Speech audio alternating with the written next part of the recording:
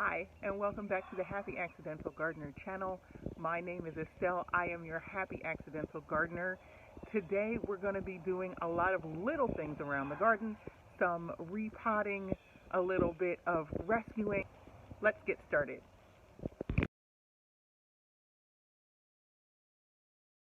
Yesterday, I was at a big box store returning some extra soil.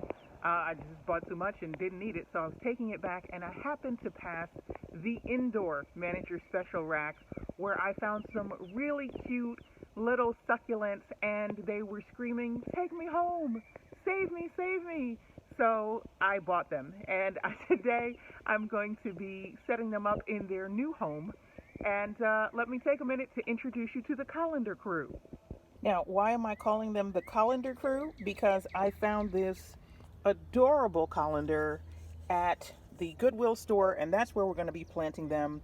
I will be lining the inside with some landscape fabric so we don't lose too much soil through the holes, but it does give our pot breathability, and we will be using a loose kind of blended soil potting mix, some wood pulp and coconut coir, and some sand to give us that fast draining soil that succulents like. And here are the 9 plants that I picked up. As you can see, they are a little frost damaged.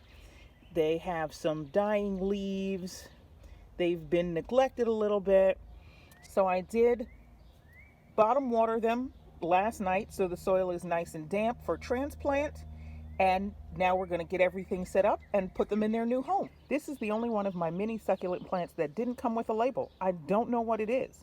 I did think it was gorgeous, so I bought it. So if anybody knows what this is, please let me know.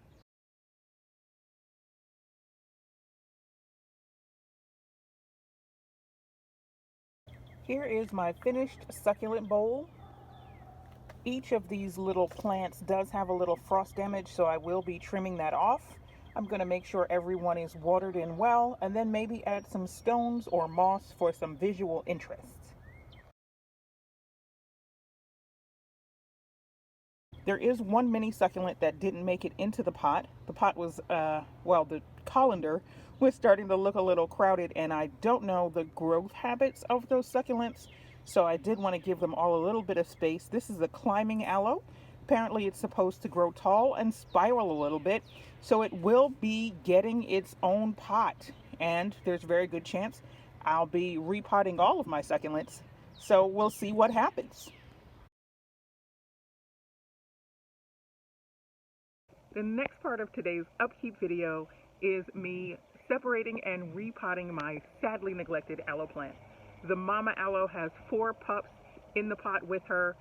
In the past 6 months, I've taken out 2 or 3 of them, so I guess that's good news. The mama plant is happy and she's reproducing pups. The bad news is I've left them in there altogether for far too long. I will be using a blend of that succulent soil that I made for the tiny succulents. It will have potting soil, some sand, some coconut coir, and maybe a little peat moss for easy draining.